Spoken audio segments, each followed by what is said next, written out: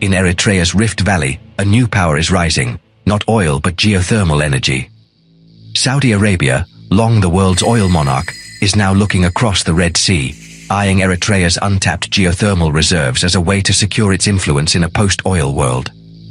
This is more than business, it's a strategic move to build leverage through clean, constant power. By investing in Eritrea's green energy, Riyadh is laying the foundation for a new era of resource diplomacy, one measured in megawatts, not barrels. Eritrea, long focused on self-reliance, now faces a pivotal choice: harness its geothermal wealth for energy independence, or risk entanglement with a powerful neighbor. Saudi Arabia's interest is clear-eyed. Stability in the Red Sea corridor is vital for its own security and economic future. By becoming Eritrea's indispensable energy partner, the kingdom can project influence and build a network of dependent allies. The first steps, feasibility studies and pilot projects, are quiet, but they're reshaping the region's future. Vision 2030 is Saudi Arabia's blueprint to reinvent itself for a post-oil era. The plan's core aggressive investment in renewables, both at home and abroad. The Horn of Africa, rich in solar, wind, and geothermal resources, is now a prime target for Saudi expansion. By investing in Eritrea, Saudi Arabia secures future energy supplies, creates new markets, and builds alliances to outmaneuver rivals like the UAE, Turkey, and China. Unlike China's debt-heavy approach, Riyadh offers direct investment and strategic partnerships, appealing to nations wary of losing sovereignty. Extending green energy projects into Eritrea diversifies Saudi Arabia's energy portfolio and establishes new international leverage. Whoever controls the flow of electrons, by building power plants and grids, gains profound influence over neighbors' economies and decisions. For Saudi Arabia, investing in Eritrea's geothermal potential is a calculated move to secure its future leadership in a rapidly changing world. Eritrea sits atop the East African Rift Valley, a geological jackpot for geothermal energy. This constant, reliable power source could transform Eritrea's economy, ending its reliance on costly imported diesel and volatile oil markets. Geothermal energy offers a path to true energy sovereignty, powering factories, homes, and critical infrastructure.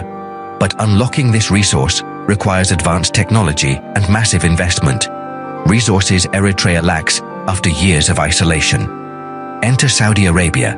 With capital, expertise, and strategic motivation, it's the perfect partner to underwrite this monumental project. For Riyadh, financing Eritrea's geothermal development aligns with its Vision 2030 agenda and cements a deep, lasting bond with a key Red Sea nation. Saudi investment isn't just about profit, it's about becoming the essential enabler of Eritrea's future prosperity. This partnership could turn Eritrea into a model of green development in the region, but it also ties Eritrea's future closely to Saudi interests. Eritrea's true geopolitical asset is its Red Sea coastline, over 1,100 kilometers along one of the world's most vital trade arteries. Control or influence here is a strategic prize for any power, especially Saudi Arabia, whose own future depends on Red Sea stability. Eritrea's deepwater port of Assab, near the Bab el-Mandeb Strait, is central to this calculus, offering a gateway for landlocked Ethiopia and a foothold for regional trade. Saudi investment in modernizing Assab port signals its intent to dominate regional logistics and trade flows. Reliable geothermal power is essential for running a modern port, linking energy and maritime strategy. By investing in both energy and port infrastructure, Saudi Arabia creates a system of influence, becoming the patron of Eritrea's power and its gateway to the world. This integrated approach makes Eritrea's alignment with Riyadh not just political, but economic necessity. Saudi Arabia is cementing its role as a dominant Red Sea power. Saudi Arabia's foreign investments rarely make headlines. They unfold quietly, step by step. The kingdom's playbook starts with tangible projects, upgrading ports, building roads, or funding feasibility studies. These early moves build trust, address immediate needs, and establish a Saudi presence before formal agreements are announced. The modernization of a SAB port is a classic example. Concrete before contracts. Quiet technical teams and engineers lay the groundwork, making the partnership resilient to political shifts. In Eritrea, this means discrete surveys and pilot geothermal projects, not splashy summits. Each phase deepens the alliance, embedding Saudi influence before rivals can react. By the time deals go public, the relationship is already rooted in shared infrastructure and mutual interests. In the 20th century, power meant oil. Today, it's about who builds and controls green energy infrastructure. Unlike oil, renewable power plants and grids create lasting dependencies. Whoever builds your grid holds a switch to your economy. Saudi Arabia is moving fast, translating oil wealth into renewable dominance. Financing a geothermal plant in Eritrea isn't just business, it's decades of technical ties, maintenance, and influence. This quiet leverage can shape everything from trade to foreign policy, locking in alignment with Riyadh's agenda. The Horn of Africa is now a battleground for this new power, with the UAE and Turkey racing to build their own infrastructure empires. Saudi Arabia's focus on high-impact projects like geothermal energy is a bid to leapfrog competitors and become the indispensable partner. By solving energy poverty, Riyadh aims to secure its place as the preeminent Red Sea power. For Eritrea, Saudi partnership on geothermal energy is a game-changer, but it comes with risks. Saudi capital and expertise could unlock Eritrea's energy potential, fueling growth and independence from volatile oil markets. But inviting a regional superpower to manage critical infrastructure risks, strategic dependence, and loss of control. Deals often favor the investor, and history warns of extractive partnerships that leave little benefit for locals.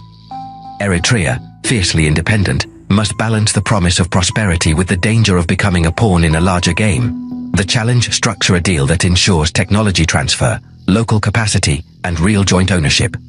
Otherwise, Eritrea could simply swap one form of dependency for another. The stakes are high: energy independence or strategic subordination. Building a geothermal partnership is a slow technical process, not a single dramatic deal. After initial infrastructure agreements, the focus shifts to engineers and geologists mapping Eritrea's Rift Valley for geothermal potential. Saudi-funded teams will conduct feasibility studies, pinpointing the best sites for development. Pilot projects test viability, providing proof of concept and de-risking larger investments. Each successful step, survey, pilot, construction, deepens the partnership and makes it harder to unwind. For Eritrea, a successful test well is a symbol of progress and a rallying point for public support. Saudi Arabia's incremental approach mitigates risk and cements its influence, one borehole at a time. The real story is written in technical reports and drilling logs, not political headlines. The Saudi-Eritrean energy partnership is reshaping the Red Sea's geopolitical landscape. By investing in green energy, Riyadh is building a new regional order based on infrastructure, not just ideology or military might. This alliance could transform Eritrea from an isolated state into a strategic energy and logistics hub, especially for Ethiopia. But Gulf rivalries, especially with the UAE, risk destabilizing the region as each power backs competing projects and factions. The future hinges on whether these powers can manage competition or fuel further conflict. The Saudi-Eritrean axis shows how renewable energy is now a primary tool of statecraft. The steam rising from Eritrea's Rift Valley could redraw the region's strategic map.